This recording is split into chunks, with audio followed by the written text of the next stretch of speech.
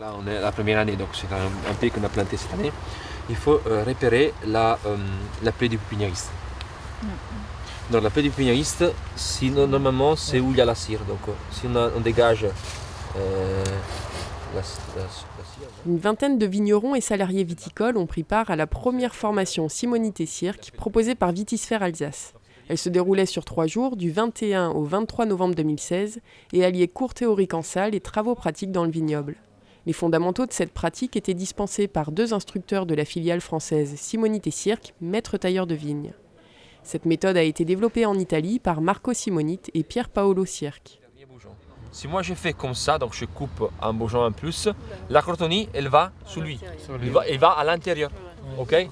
C'est pour ça qu'on on vous demande de regarder, repérer les bourgeons opposés à la plaie, donc c'est lui, et tailler juste après. Alors, cette idée est venue dans le cadre de notre démarche d'accompagnement technique des viticulteurs. Nous ne voulons pas essentiellement nous intéresser à l'accompagnement technique de ce qui concerne la protection du vignoble, mais aussi la conduite de la vigne. Et donc depuis quelques années, nous avons un fort développement de maladies du bois, et une des pistes explorées par les viticulteurs, c'est la taille d'hiver qui peut être un peu trop mutilante, et donc de mettre en œuvre des tailles plus respectueuses des flux de sève, moins mutilantes. D'où cette formation que nous avons mise en place. La taille répond à 2 objectifs, la productivité des pieds de vigne et leur pérennité. Le choix de la baguette fructifère répond à la recherche de productivité et le choix du courson aux besoins de pérennité. La méthode Simonité Cirque donne la priorité à l'avenir, donc incite à bien définir son ou ses coursons en premier lieu. On est face à un pied des vignes plantées cette année. Donc on a un plan avec 2 rameaux qui sont partis du courson de la plante. Ce qu'il faut faire pour la taille cette année, c'est de chercher de respecter déjà un trajet de sève dès la première année, c'est-à-dire de se positionner si possible dans la partie opposée à les plaies du pépiniériste. Si on va dans les détails, on peut voir qu'ici, c'est la première plaie du pépiniériste. Je vais enlever un peu la paraffine, comme ça on peut voir. Voilà. Donc ça c'est la paraffine qu'on a enlevée, excusez-moi. Voilà. Donc on voit bien là, ici c'est la greffe, c'est l'oméga normalement. Et là c'est la première plaie à droite, la première plaie du pépiniériste. Après le pépiniériste, qu'est-ce qu'il a fait? Il a fait un courson, donc c'est lui au centre. Et la plaie des vignes, il a démarré 2 rameaux. Normalement dans la taille classique, on privilège toujours les coursons les plus droits. Donc, normalement, il faut faire un courson sur les samons au centre et couper les samons de l'autre côté.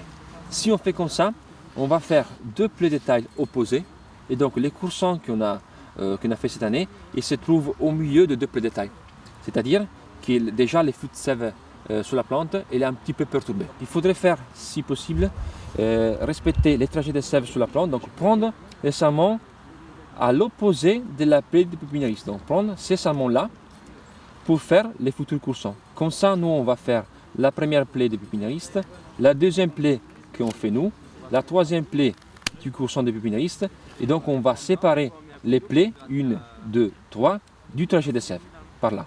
Et donc c'est là qu'après on peut faire un courson à un œil, voire 2, toujours en fonction du bourgeon pour l'avenir. Donc le bourgeon pour l'avenir, c'est toujours les bourgeons qui se trouvent sous la continuité du flux de sève. Donc celui-là, sur celui-là, on va faire l'année prochaine les troncs. Donc normalement, on va monter les pieds et on va utiliser celui-là. C'est un peu le contraire de ce qu'on a fait jusqu'à maintenant, mais c'est pour commencer avec les bonnes bases déjà sur la jeune vigne. Le slogan de la méthode Simonité Cirque, touche le pied et suit la sève. Le principe fondamental du système repose sur une circulation de sève sans encombre, à droite et à gauche du pied. Si nous on passe, on touche les pieds, on caresse les pieds et on suit la ligne de sève, on retrouve les rameaux pour faire les futurs coursons. Donc normalement, entre les deux, les rameaux que moi je touche, c'est celui-là. Donc je peux tranquillement éliminer lui parce que je reste sur le trajet de sève. En fait, les coursons, ils doivent être les plus près de la base du pied, mais ça sert surtout pour contrôler l'allongement des pieds dans le respect du trajet de sève. Donc, on ne peut pas placer un courson au hasard, il faut les bien placer. Donc normalement, il faut les placer près du pied, sur la partie inférieure du bras.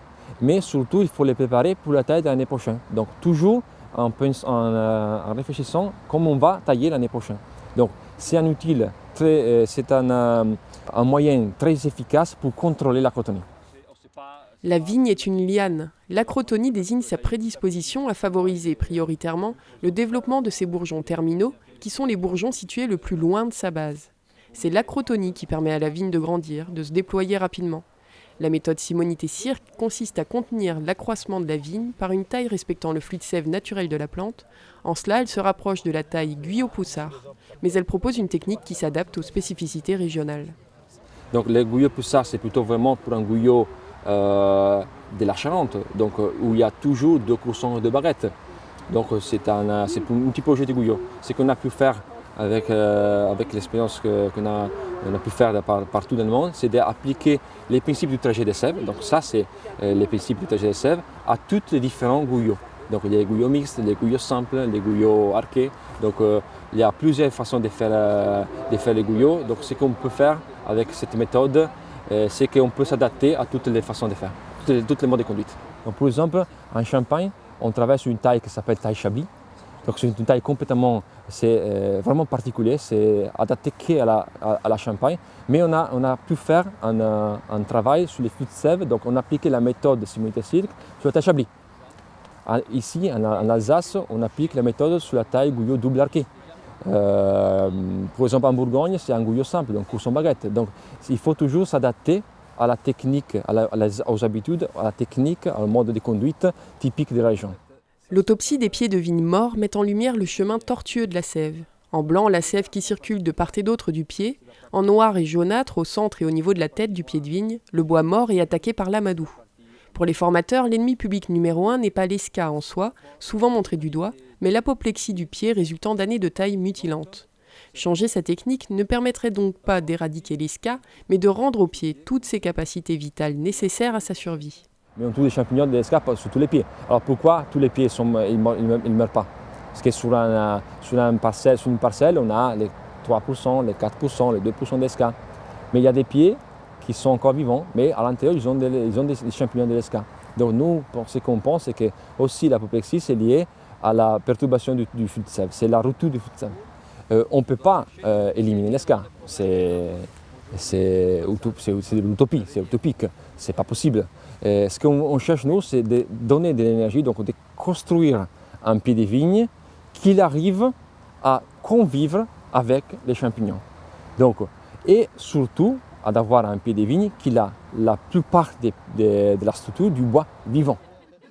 Les formateurs invitent les vignerons à réfléchir en préventif plutôt que de traiter en curatif. Ils les incitent à ajuster la méthode de taille Simonite-Sirk à chaque cépage en fonction de leur vigueur naturelle et de la longueur de leurs entrenœuds.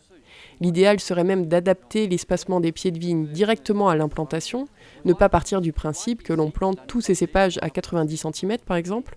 Enfin, même si l'on fait appel à un prestataire extérieur pour cette étape, et même si elle s'exécute mécaniquement, il faudrait implanter tous ces pieds dans la même direction, avec le courson dans l'axe du rang et du même côté, pour qu'ensuite l'entretien de la vigne et par là même les bourgeonnages, les pamperages et la taille soient simplifiés.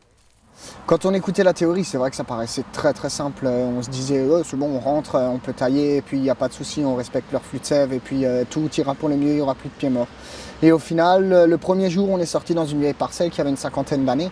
On s'est rendu compte que c'était pas si simple que ça, parce que il y a énormément d'années de taille et puis de plaies de taille qui font que c'est pas toujours évident de retrouver. Mais ils nous ont appris à gérer ça. Comment retrouver un bon équilibre sur le côté gauche, le côté droit au niveau des flux de sève. Et hier, on était dans une parcelle d'une 20aine d'années et qui était pratiquée dans la taille qu'on pratique depuis à peu près tous, la même technique de taille sur les coursons et en respectant un minimum le côté gauche, côté droit. C'était plus simple de retrouver le procédé de taille qu'on a appris durant ces 3 jours. Ce sera de la plantation et puis dès la première taille, dès la première coupe sur courson, dès la première année. Et puis même la première année, on n'épamperait pas avant. Les premières années de plantation, je pense qu'on le fera parce que ça apporte quand même quelque chose en plus. Et puis par rapport à la pérennité de la plante et sur les flux de sève, c'est important. L'ensemble de ces stagiaires et leurs formateurs se sont donné rendez-vous au printemps prochain pour une piqûre de rappel et un point sur les pamperages.